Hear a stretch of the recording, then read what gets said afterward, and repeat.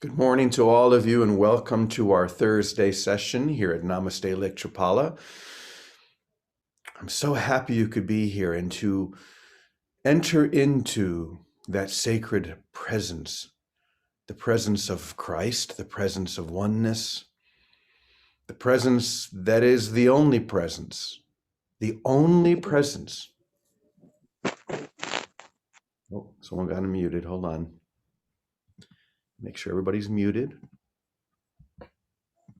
So once again, the only presence that is your presence, the presence that is whole within you right now. This is the only presence, literally, in the universe. And yet, your need to split off from that presence and to try and put it out there somewhere that you don't have to deal with it, somewhere that you don't have to face it, is really just your belief in guilt rather than innocence. Because the moment you fully claim your original innocence will be the moment that you realize that presence is always with you. It has never changed, it has never moved, it is always where it has been, within and as you.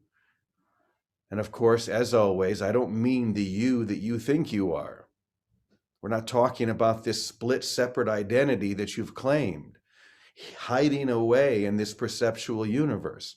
This is a very tough teaching until you realize that it's just meant to set you free. Until you realize that it needs to shake you free from all of these limited self-associations in order for you to see where and who you've always been.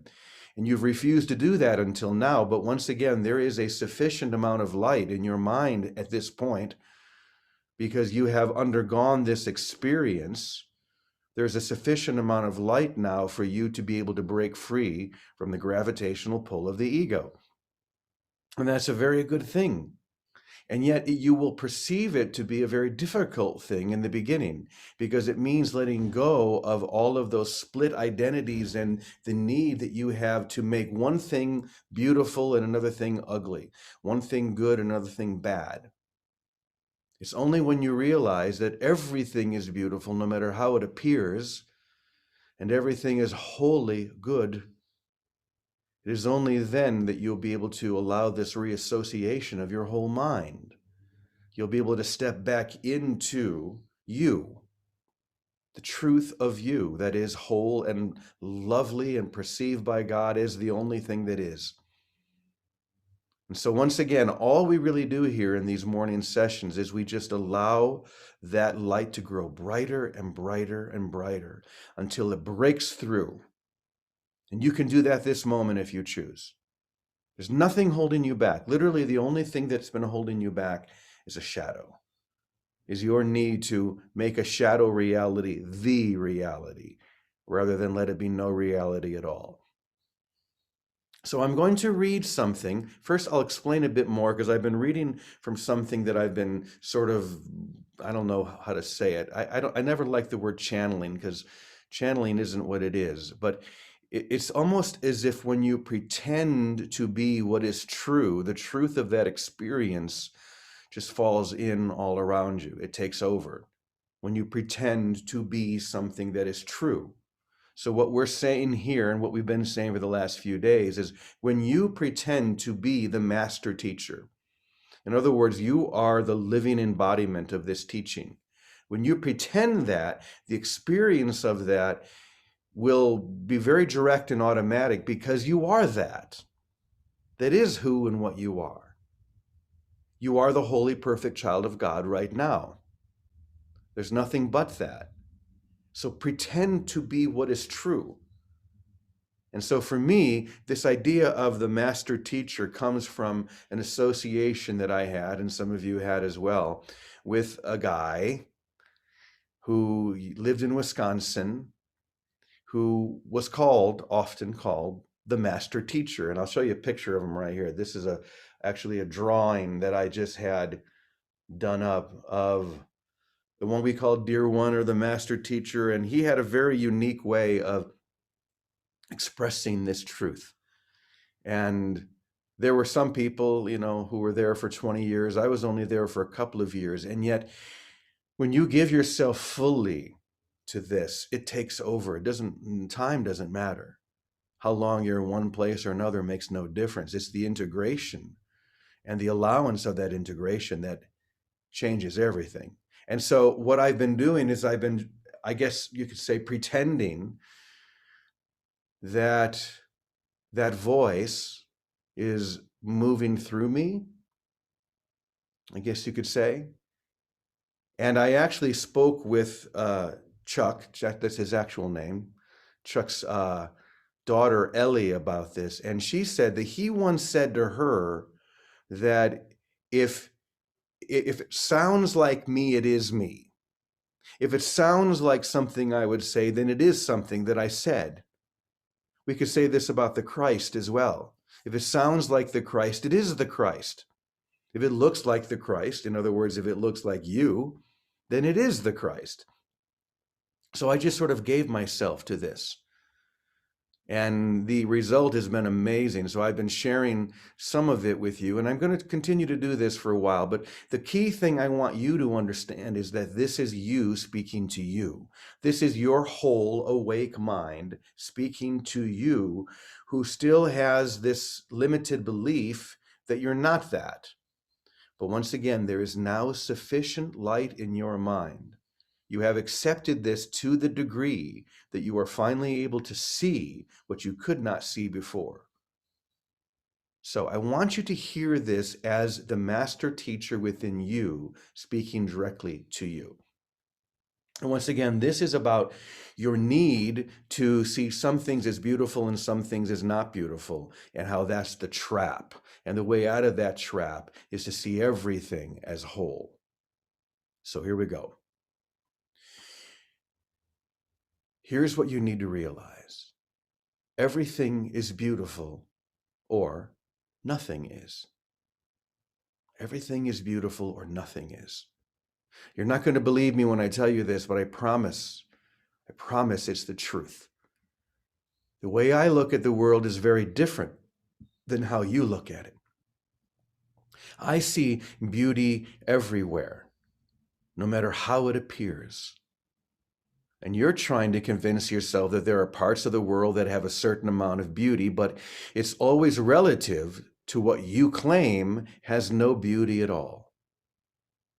Once again, you're trying to convince yourself that there are parts of the world that have a certain amount of beauty, but it's all relative to what you claim has no beauty at all. Do you see what you just did by claiming this? You condemned yourself to death. Why? Because that's what death is. The belief that the world is both good and evil.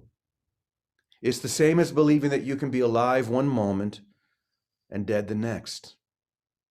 When you get to the point, and this is key, when you get to the point where where that belief causes you so much pain that you can't take it anymore, then you'll finally break free into the real world. When you come to the point where that belief in beauty, not beauty, good, bad, when you come to the point where all of those beliefs cause you so much pain that you can't take it anymore, that's when you'll break through into the real world. But it won't happen until you stand still and you let the pain of separation overwhelm your sense of separate self identity. This is what you've refused to do, to hold still long enough and let the pain of your perceptual universe break you through. It doesn't sound pretty, but I promise you it's the only way it's going to happen. Don't distract yourself from that moment. It's what you've been waiting for, and you can't run away from it forever. My suggestion is stop running, turn around, and let it run right over you. You think that letting God run over the top of you is a bad thing. But I'm telling you, it's the only thing. Okay. So do you see what happened there? This is basically telling you to hold still and feel the pain that you've been holding at bay, because the moment you do let all of that in, the pain that you've caused yourself by trying to establish a separate split identity, hold still and let that pain overwhelm you, because that's when you'll break free.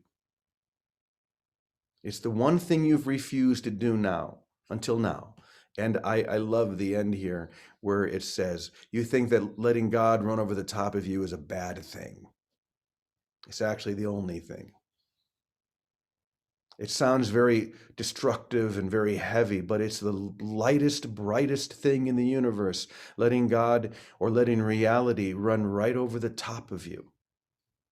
Because that's when you realize that you've been free all along. You were free enough to make the decision to leave heaven, or at least think you could. And now you're free to open up your eyes and realize that that was impossible. This is the moment. If you choose it, and you could choose to go through another 1,000 lifetimes, but I promise you, you're going to end up right back here.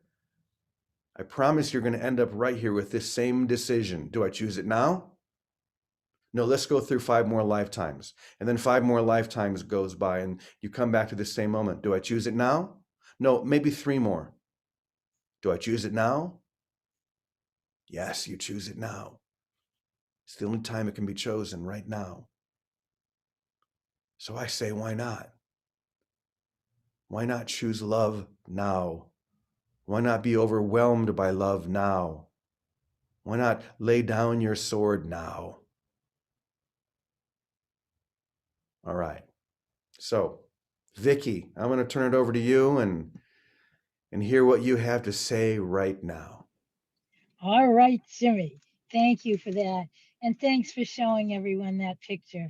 That was a picture that captured the grace of the Christ in our brother, in Dear One. He was able to do that, your artist friend. So thank you. So this is what I want to say. We keep skirting around forgiveness. And the passage in every tradition is a surrender of sorts. So what is it that shakes us up? What is it that devastates us? Something that devastates us here in our emotions that we need to open to, surrender to, look at, let it run us over. In therapy, they'll say prescribe the symptom. You want to get someone to the other side. What's the symptom? Rage, hurt, whatever it is, disaster of whatever sort. What is it that shakes us up?